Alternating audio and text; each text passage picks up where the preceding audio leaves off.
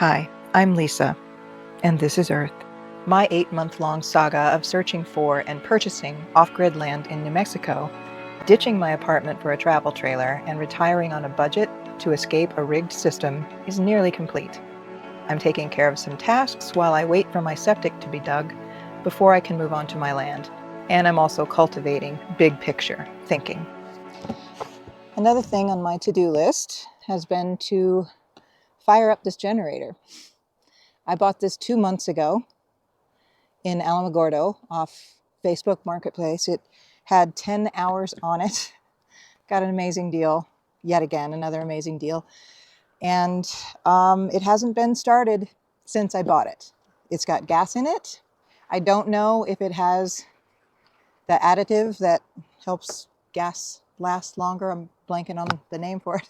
Seafoam, something like that. Anyway, I don't know if it has any preservative of any kind in the gas tank.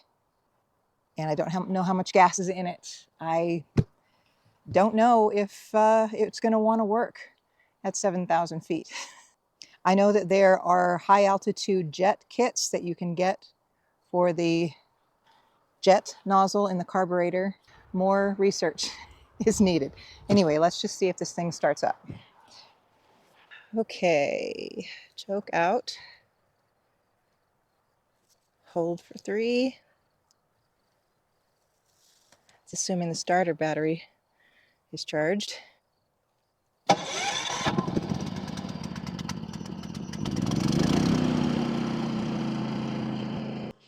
It's running. I can't tell if it's running rough. 124 volts,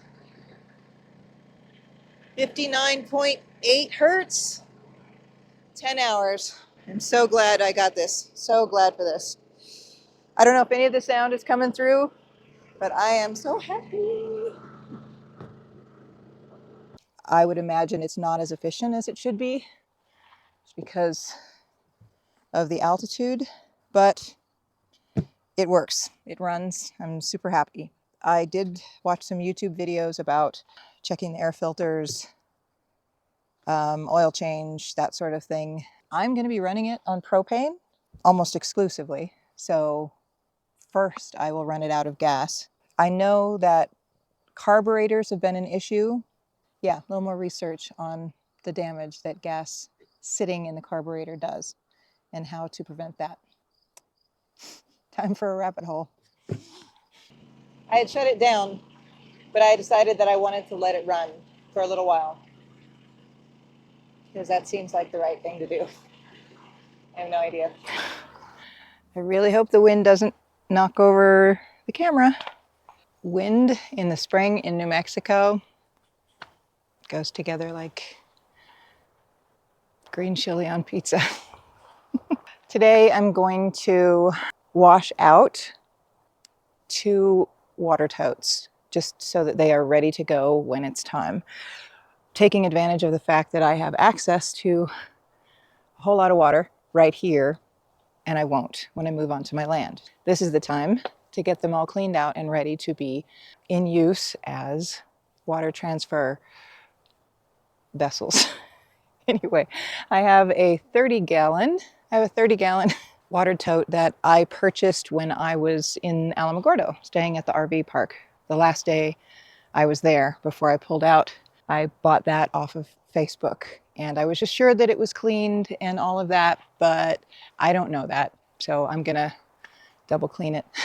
I also got a 142.7 gallon water bladder from Vivor, also for toting water and filling up my IBC tank on my property. So I'm going to unbox that, get that washed out, get any of the, manufacturing residue out of it. And then I'll have a 142-gallon tote and a 30-gallon tote sanitized and ready to go. This has got a handy dandy ball attachment for towing, which is kind of nice. Though the roads around here are a little rough.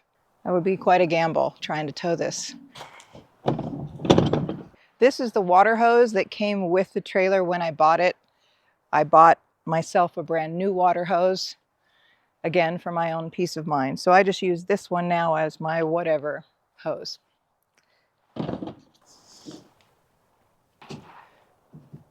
I can see dirt down in it. Not like black water, just dirt. Let's get a first rinse going, I guess.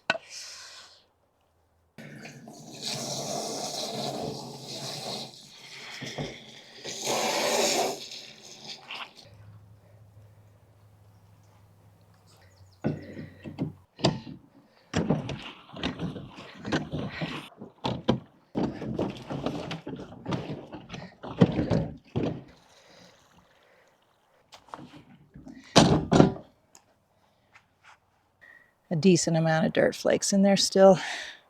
I might just call this black water and be done with it. But then I only have the large water tote. But I don't know if I can bring this back to where I feel confident. I don't know. Let's just keep trying and see what happens.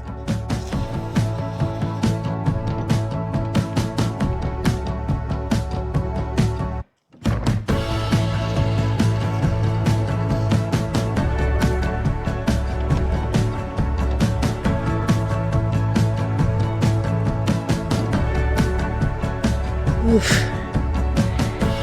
It's still just so much dirt.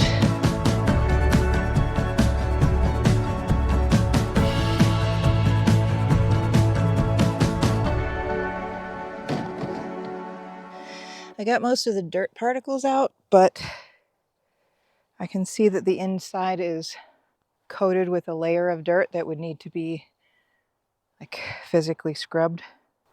I think this is just going to be a sewage tote because there's a really good possibility that the hole for my septic will be dug and then I'll move on the property while the septic is being set and all of that. So I will still need a way to tote black water. It's abundantly clear that I'm not dictating anybody else's timeline. Having this as a backup in case like it's not snap, snap, snap, septic ready to go, will be good. Okay, I got this beast out. I also went and got my actual freshwater hose for cleaning out something that's going to hold actual fresh water. This Vevor tote comes with a ball valve, a cap, some patches, some glue, and some plumber's tape. It's getting windy. I'm just gonna rinse it out like twice with soap and one without. I use the Castile soap because it's biodegradable and won't kill me even if there's a residue left over. And then I feel like it's gonna be good, but I don't wanna, I hope bleach is okay. It's gotta be, right? Everybody's cleaning their stuff with bleach.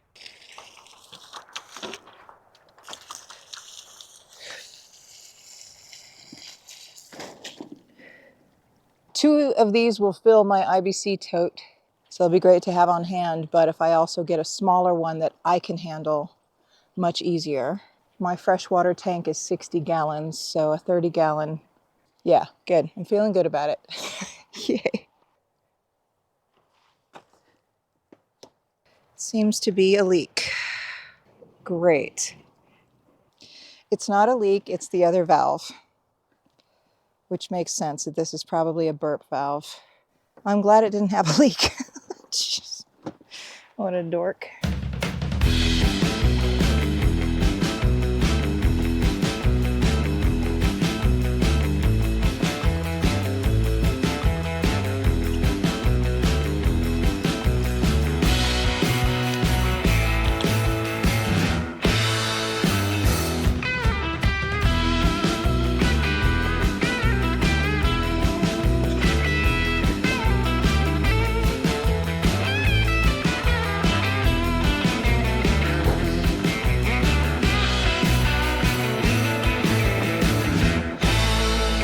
Just so big and unwieldy.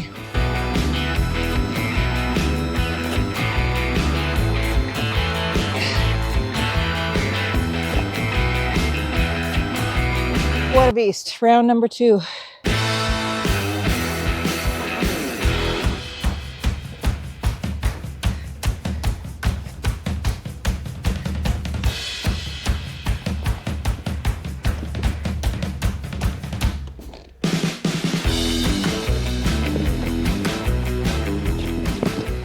I still do not have a date for moving on to my land. I got an update from the contractor yesterday saying ASAP. I have no idea what that means anymore. I'm a full 3 weeks past when I had originally thought I would be moving on to my land. I've gone full circle from annoyed and frustrated to really seeing the big picture in the grand scheme of things. If this is my biggest problem, I'm doing all right.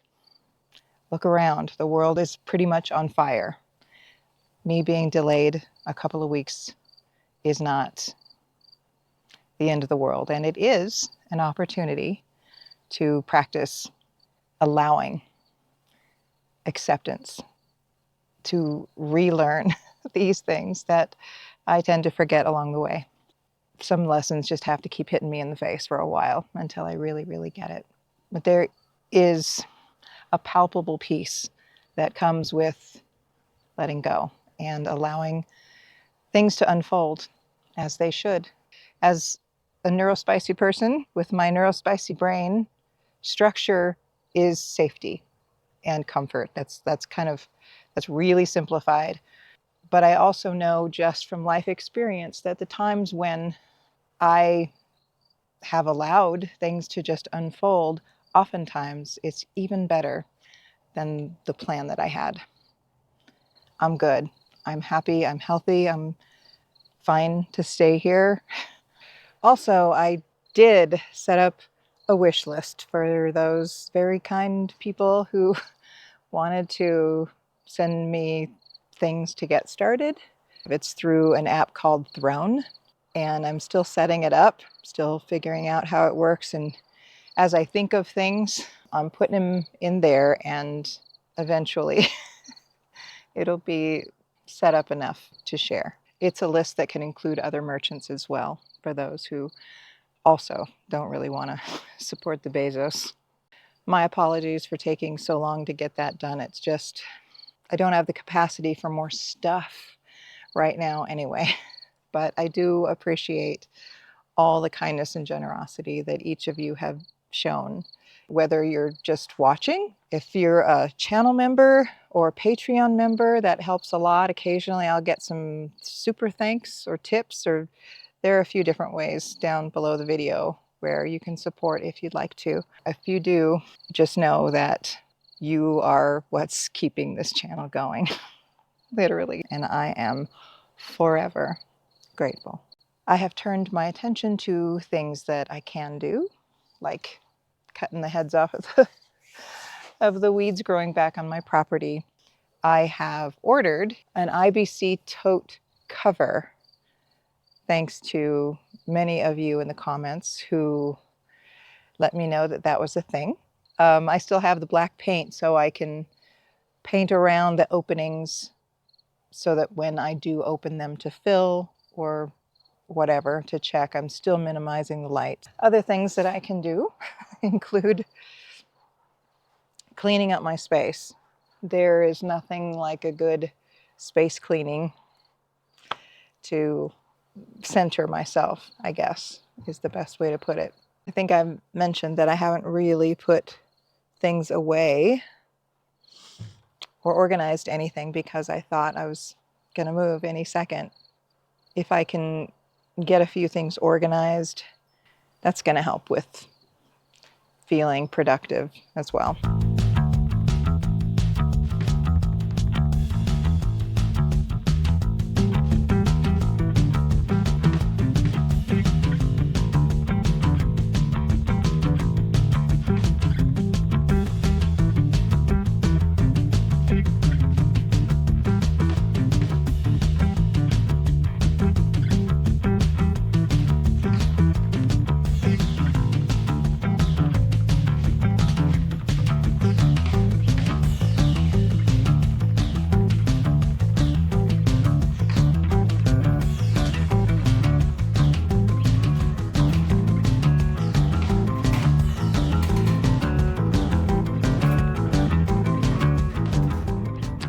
This. I've decided that pots and pans, that sort of thing, are going to go up here. but they need to not go up there until after I move. So I have a good chunk of them there in the bottom.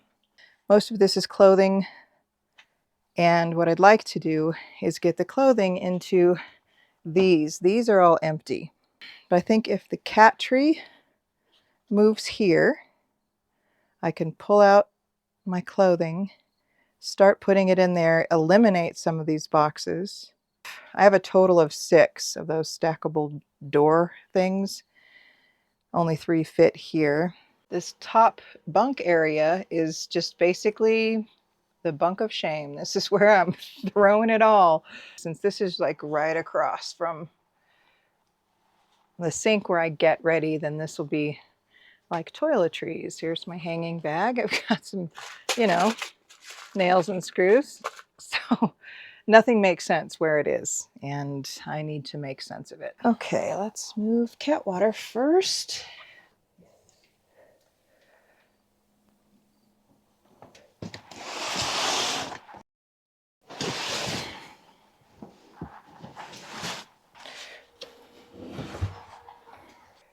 Does this make sense?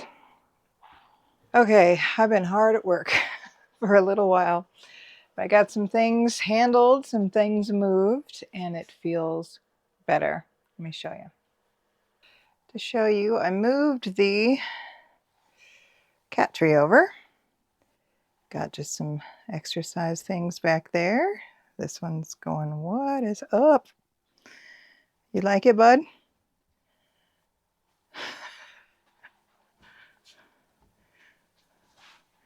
That'll work, huh? I put in 2 more of these cabinet things, and I filled them with clothes. I was able to stow away my out-of-season clothes. I actually have a spot for trash can, general junk drawer office stuff, cat. There's a spot for food, water. He's got everything he needs. I'm feeling good about this. Also, this week I'll be doing part 3 of, I don't know how many segments, episodes, whatever, with Don Wicklund, the local land property owner seller guy. Check out the last 2 videos if you've missed him, with tips on buying land not through a bank, from a seller. It just opens up a whole lot of possibilities that a lot of people don't think exist. Last week's video even included a tour of several land parcels and properties with homes on them already. This week we're going to talk about the rental accommodations, some of the rental accommodations that he has available for if you want to come to the area and check it out. Sure. That would seem to be the number one thing. Don't buy sight unseen. Yeah, photos can be deceiving, and even today with the AI and Photoshop, they can really make it deceiving. What are the possible pitfalls of buying from an owner? What are the things to look out for? What are some red flags that would make you go, huh, this guy may not be legit? First of all, you want to make sure that the property is going to fit your needs. You're getting into something that's not just a quick emotional decision. The location, the accessibility to your property, you want to be able to drive to it and see, you know, is your vehicle going to be able to handle roads up here? Understand, you know, the terms of the sale and know who you're dealing with. I think it was Warren Buffett that said, you can't make a good contract with a bad person. I'm paraphrasing it. I've seen it happen before where people sold property that really wasn't theirs. Oof. You don't want to be involved in something like that. After 38 years and the number of transactions that we have and the investment we have here, we're not taking any risk where we're going to tarnish our name or jeopardize our reputation. Sure, you live here. Yeah. So if you're selling to somebody here, they're going to be your neighbor. Yeah. We're a lot less restrictive than Cloudcroft or Ruidoso, where everything's in subdivisions, and those subdivisions have restrictive covenants, and most of them you can't even go camp on your property. You can't put an RV on your property. A lot of them you can't put a mobile home on your property. Timberon's a lot more relaxed in that respect. Back when the developer was here, we had a property owners association, and they set up restrictive covenants. The restrictive covenants are still on the books, but the only people with the authority to enforce those restrictive covenants was the Property Owners Association. The Property Owners Association dissolved in 1993. For 32 years, 33 years now, there's been no enforcement of the restrictive covenants. Doesn't mean they're not enforceable. They could be enforced, but most of us here like the idea that there's not as many rules and regulations. In Timberon, for $200, $300, $400 a month, you can buy a piece of property and start enjoying it today. And there's no real time restrictions. If you want to just come up and camp on your property, you can do that. If you want to tow your mobile home or your travel trailer up here, you can come and do that. You're not committed to come and build, a 2,000 square foot home right away. You can come up and enjoy it. The community events, there are quite a few from what I've seen. Timberon, there's as much to do as you want to do up here. There are people that come up here because they're hermits. They want complete solitude. They don't want to have any. There's so much to be involved with here. If you want, we have a community library. If you want to be in volunteer at the library, if you want to be part of Timberon Development Council, I equate it to kind of like our junior league or our Rotary Club. Run the swimming pool in the summer. They have community garage sales. They have art shows. They sponsor different things like the Timberon Youth Boosters group. They've got the community garden. I don't know if you've seen that. Oh, yes. We've got a great volunteer fire department, volunteer EMS. That's the thing you got to be careful about coming up here. You're going to be asked to volunteer. It's a great way to meet people. It's fulfilling to be able to have that sense of community and help people out and be part of something that's bigger than ourselves, Two of the things that COVID did for us is people wanted a safe place out of the city. And this gave them that comfort, gave them isolation. And about the same time we discovered Starlink, work from home. You didn't have to be going into an office building or commuting to work. You could work from home. If you come to Timberon and think you're going to find a factory job where you could punch a time clock, not a lot of jobs that way. But if you've got any entrepreneurial skills, any construction skills, if you're able to work remotely, this is a great place to work. I mean, who would rather sit in an office when you could sit on here on your laptop and enjoy a view like this, Just posted a video where I'd gone out. There's a Forest Service road just kind of out in the middle of nowhere where I saw that there was a trail. I was on my way to Alamogordo and it was just right there. So I had to stop, had to go and see. If you follow the ridge line way out along there, you can see it looks like a big pine tree, but that's actually an old fire service lookout tower. Oh, yeah? Is that accessible? At times of the year, I've seen the gate open and you can get up there. I see it on top of that hill. That's the kind very of last brown. hill, yeah. Yeah.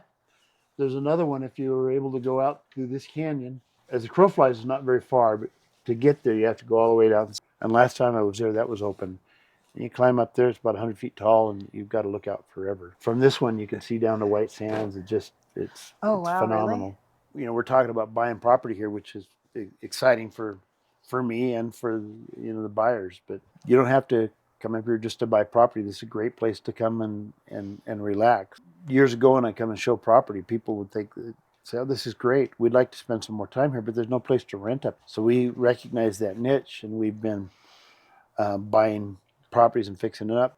Or the people, our customers that buy and need a place to stay while they're setting their own property up. Our cabins are beautiful. Our rates are cheaper than neighboring communities.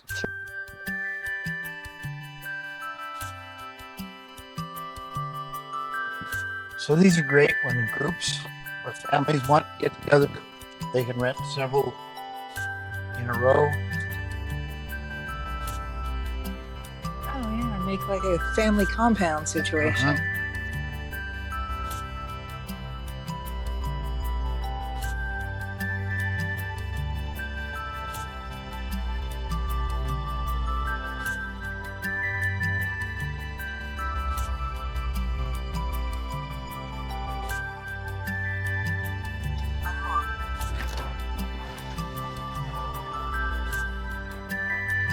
Wow.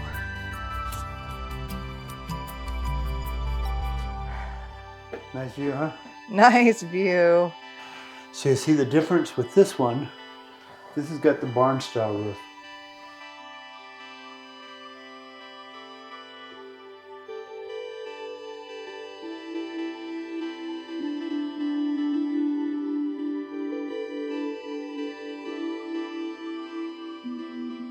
But this is what's nice here is this area here, the loft.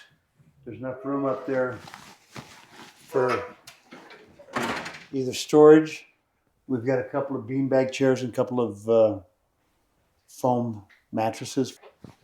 For being a tiny home, there's nothing tiny about the bedroom, really. No, and the mirrors really make it seem much bigger. Look at that headboard. That's so pretty.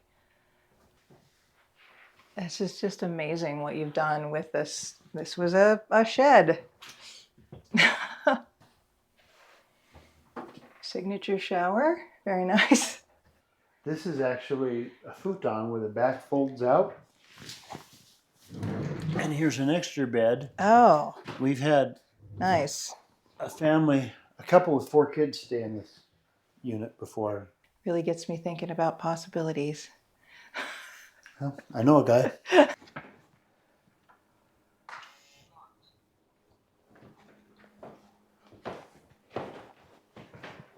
Oh, this is quite a bit bigger. Gorgeous. Yeah, that's one of our tables that we made. That's juniper.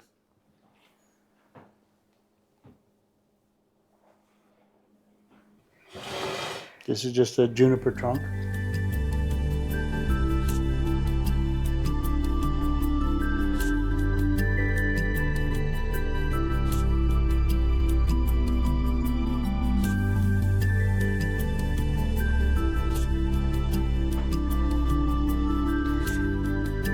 Here's the bed.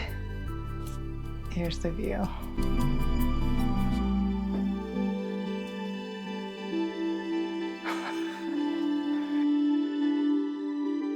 These are all antiques, came out of the lodge in Cloudcroft.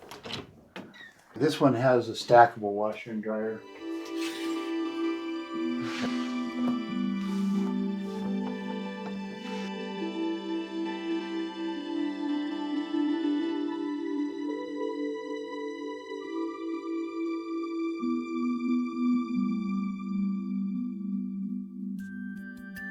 Gorgeous.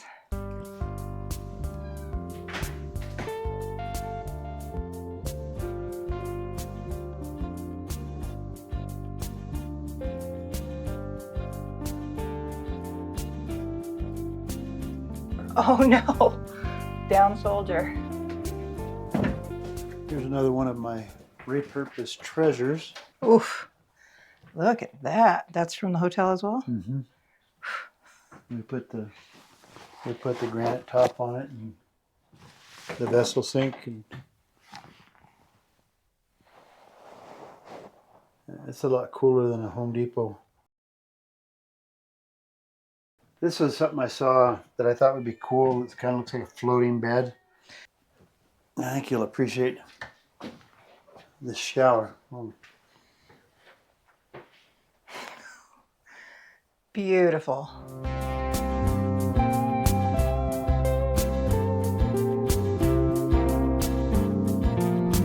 Wow.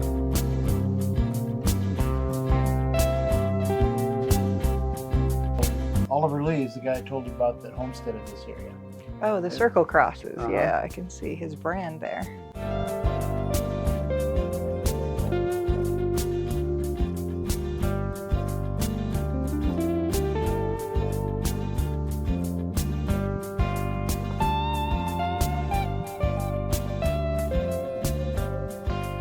Isn't that a cool touch? Yeah, it really is. Makes me hungry for s'mores. This one is the Pancho Villa. He was not a New Mexican, but he had a lot to do with our history here, you know, when he invaded Columbus. And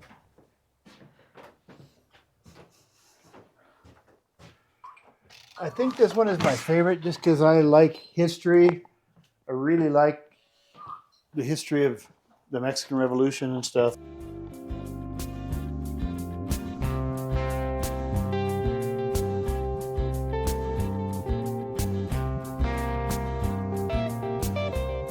Victoriano Huerta, who was the general under Porfirio Diaz. He was ruthless. Villa and a lot of the people warned him against him. He says he was a traitor, joined our side after Diaz was defeated. He'll do the same thing to you. Well, my dad didn't believe him, but he had him imprisoned and fusilado. Both him and the vice president shot by a firing squad. And that put Victoriano Huerta in the position to become the new president. He was hated by everybody. You've heard the song La Cucaracha? Mm-hmm. Okay, that was a political parody written about Victoriano Huerta. The people hated him. Wow. Woodrow Wilson hated him. He was eventually kicked out of office after about 2.5 years and was in hiding. He was hiding from the Americans. He was hiding from the Mexicans. And he lived at this little house, an adobe home at 129 Gaspar in El Paso, which I own now.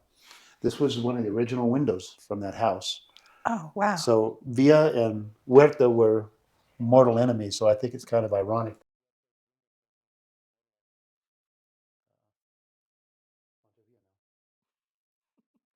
This is my favorite table of all the tables we've made. Most of my tables have the live edge on the outside. Mm-hmm. This one we flipped it to the inside and put the resin in there, which it just looks more refined, I guess. And these chairs are made out of oak and juniper. The oak is the same oak wood we use on the decks.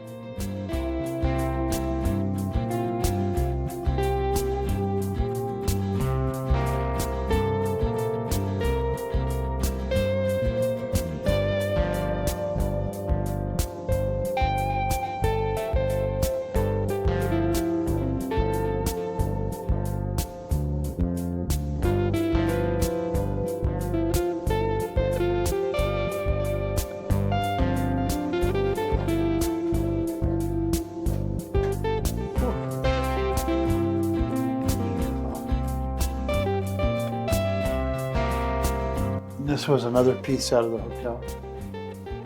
Oh, I like that.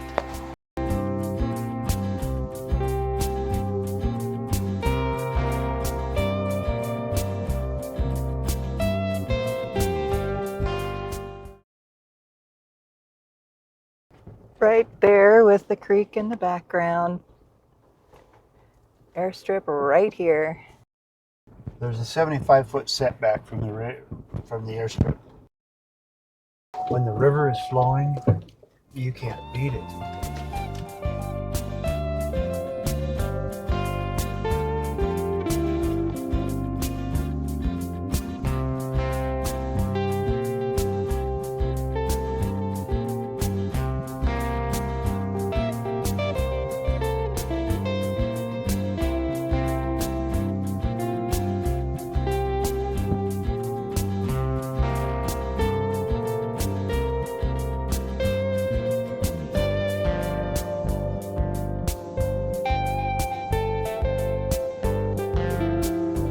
So would you want to hang on to it for a potential future commercial, or would you part this out and sell it? I may. I might. Really, I'd love to see it turned into an airport.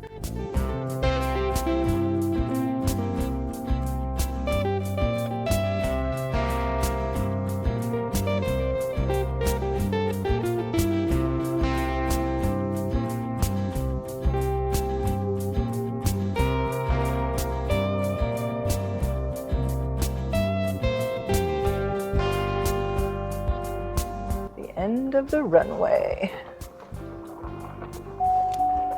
Are we cleared for takeoff?